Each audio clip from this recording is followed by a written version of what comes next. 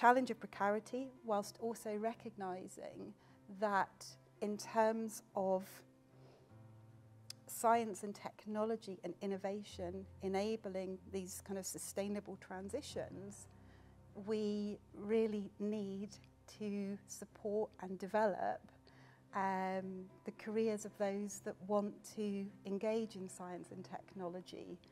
So a particular challenge around precarity, and also I would say around not so much a challenge, but recognising that the research endeavour is changing, and that, you know, we see the advancement of areas such as team science much more prominently again to tackle, you know, big kind of cross-cutting research challenges, global challenges. We also see the impact of AI, but it was interesting to hear some comments from panellists around AI, of course, has its place, will drive productivity, and at the same time, it's really important to recognise the other elements of scientific inquiry and the scientific endeavour, such as kind of creative thinking, such as working kind of in collaboration. So we need to recognise in the scientific endeavour both those new technologies but also those approaches which have been with us for centuries and that remain just as valid today. Obviously funding is needed for research to improve research careers, but there's specific measures and reforms that need to be taken to nourish the talent, to improve the training, to improve their capacities, to increase mobility, to attract the talent, to retain the talent.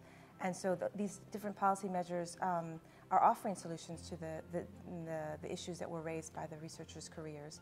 And the underlying theme that was coming out in all of these policy measures and all these cases was the fact that there's data is needed, more data, more evidence, and more information to make better and informed policy decisions.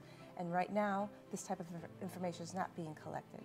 So the multi-stakeholder dialogue, one of the solutions that are being forward was actually the fact that the European Commission and the OECD have decided to join forces to specifically address this challenge of gathering evidence, gathering data, and create what they call the Researchers' Careers Observatory, so that precisely we can see what information is needed, how to gather it, and how to better address the challenges that are faced by researchers.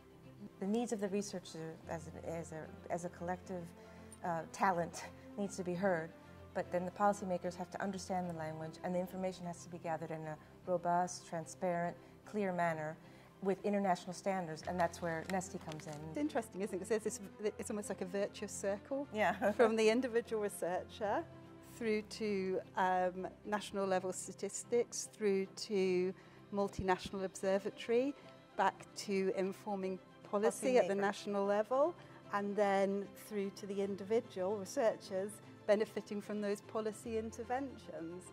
And I see that's also a part of kind of science and it's in the wider context of society as well, and working hard to deliver against some really kind of tough global challenges that we are going to have to navigate and work through in as the 21st century matures.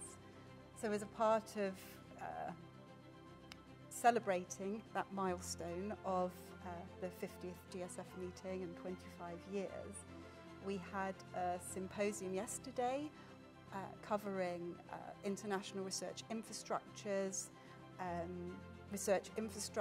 really at the heart of international partnership, and that was again another really important area where we come together as countries and learn together.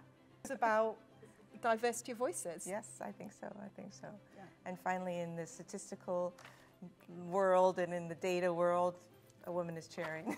Yes.